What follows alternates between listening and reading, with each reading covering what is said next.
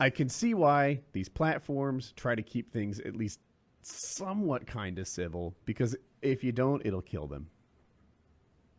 Well, A lot of people also use it because of the lack of civility in some areas. Right. Like they like the trolly, shitty Or- people being mean to each other. Like there's whole communities on YouTube, like whole creators who just kind of feed off of that. They'll poach drama, or they'll kind of facilitate a tiff between two other YouTubers, and like a lot of people like that kind of shit as well. Like I think that's a not negligible group of people. But I just think it's how right. It's valuable the hard. consumer is. It's hard to be that company and to say, well, we all agree that you shouldn't say this. Yeah, okay, that sounds right. You shouldn't bully someone. But you see that I think what happens is, well, what constitutes bullying, and these things of, well, Bert Kreischer, or Ari Shafir made a death threat. Well, that was a joke, but I can see how if you didn't know, you think it is. Again, it's context. I think that is lost in nuance, and the idea of, again, I would much, I understand a company's position and why they would do it, but I think that I'm just looking at it from a point of view of the exchange of ideas, good, bad, and different, whether they're expressed crudely or the way I want them to be. I don't like the idea of those being dictated, or the idea of the shadow ban, or the idea of, someone who you want to follow. I really am, I sympathize with the company's position and understand what they're doing and financially why they would do that, because they don't want, like David Hogg, how Laura Ingraham may not have a show because, he felt she bullied him. And, you see this happening. And she kind of did, but he bullied people too. I mean, right? He'd done the same thing. And calling out people, or calling Republicans murderers, or calling the NRA a terrorist organization. And you'd say, well, you were using hyperbolic terms as well. Well, I think what she did, if for people who didn't follow the story, I guess he applied to 4 colleges, and in spite of his very good grades, he was like a 4.0 or better than that weighted, he didn't get into those schools. And, she posted his grades in the schools, and she mocked him for it. And it looks like he didn't get accepted into any schools. They were all, he didn't have like a safety school. Oh, am I wrong? The one was, no, it was, he did have good grades, but the school that he got rejected from, like, it was very uncommon for someone with his grades to get in. Like, they were very, like, it was like UCLA. Like, tens of thousands of people get turned down from UCLA every year who have better grades than him.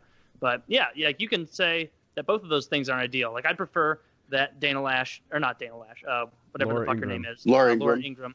Yeah, I prefer she wasn't doing that. That doesn't reflect very well on her. She made a misstep there. But it is, totally one-sided in a lot of areas where, a lot of people can be like, oh, the NRA has blood on their hands. They're a terrorist organization. Lawful gun owners need to, turn in their shit. We're not trying to come for your Second Amendment. We just want to make it impossible to, get bullets.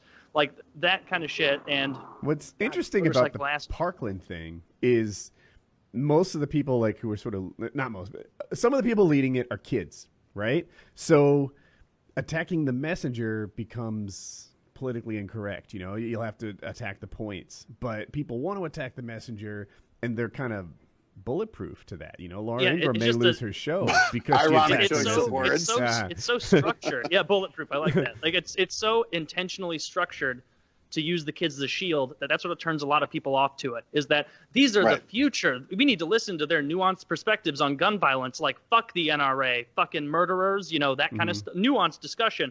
And then as soon as someone goes, hey, even the policy prescriptions you're proposing wouldn't do anything to have prevented that attack. How about, all the law enforcement agencies that totally didn't follow procedure, and that was the real cause?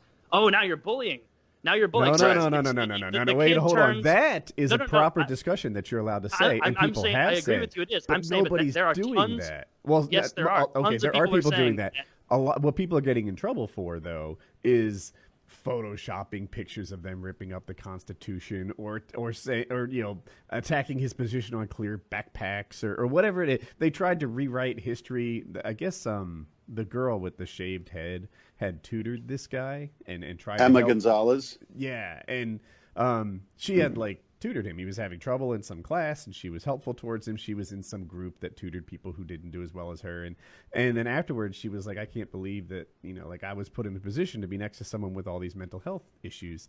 And they rewrote history to be like she constantly bullied him, and it was lying and attacking the messenger that's not going well because they're kids. That's off limits. in a way that it wasn't before, and I like watching it play out. There is genuine bullying. Like when you see a shitty Photoshop of a hog or whatever. Like, yeah, you shouldn't be doing that to kids. At the end of the day, they are kids. But it's annoying when valid criticisms of their ridiculous policy prescriptions or, we need to do this, that, or the other thing, and you say, no, you're a kid. You don't know what you're talking about. Here are the reasons why it doesn't work. It's not just the Photoshops that people are claiming bullying. Like, people are like, oh, now you're being rude to this kid. Like, don't you know he's a child? And it's like, God, it is so fucking convenient how these kids transform from policy experts to, defenseless children on a second, depending on what's convenient at the moment. Right. That turns a lot of people off. So I'm on the same side as you with regards to one moment, please. With regards to the Second Amendment stuff, I just like watching the gamesmanship of it play out. Like, here we have these guys who you're not allowed to attack. You have to listen to their positions. Meanwhile, they are allowed to attack. They're allowed to say, sponsors should boycott this one. For them, the gloves are off. But to hit back, you have to attack the positions that they're espousing. And I enjoy the theater of it all. Love it. Those kids are being I don't think it's very good. Yeah. Go ahead, those kids are being used as liberal mouthpieces.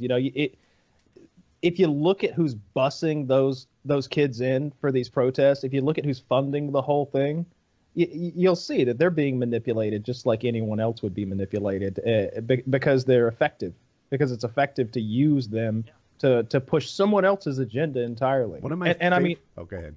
Go ahead. One of my favorite parts about all of this is that these kids were involved in mock trial and speech and debate.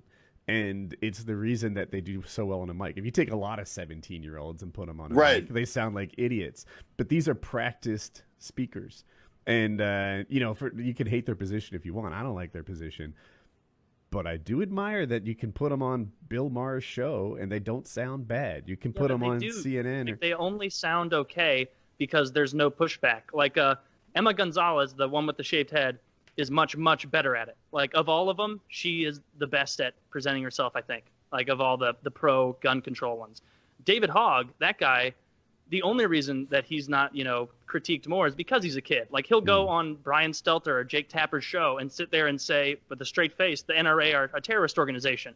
They have blood on their hands. I can't look at Marco Rubio without thinking about looking down the barrel of a gun, with blood on it. And then Jake Tapper or Brian Stelter won't go like, that's ridiculous. You shouldn't say that. Like, here are the reasons why. They'll sit there and have a musing face of like, what an interesting perspective from a child. It's like, no, you piece of shit. David you know Hogg exactly is the what you're doing. You know exactly what you're doing. Kyle, you talk heads. Yeah, Kyle Kashev, who is pro Second Amendment.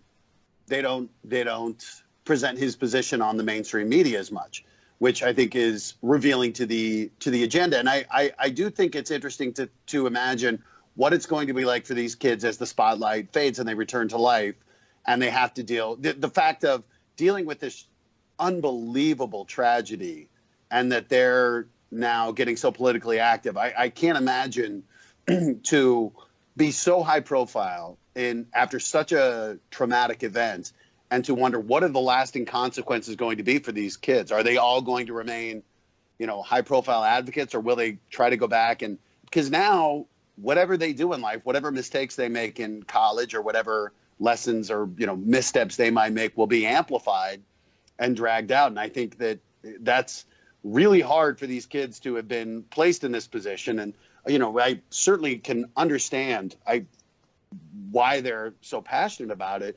But the idea of being so prominent, and we see how the news cycle is that they're child stars, and to think of what's going to happen when the next tragedy as inevitably strikes and people move on. And these kids now have to go back to their lives. There is no news story on the next tragedy because it was a woman. It was only a pistol. She wasn't white. Yes. I don't even know what white is anymore. Iranians, I think, are white, but I'm very confused by the whole thing. And so this is a 2-day story. We prefer Caucasian. Oh. That's the term I want. Yeah, I prefer Caucasian.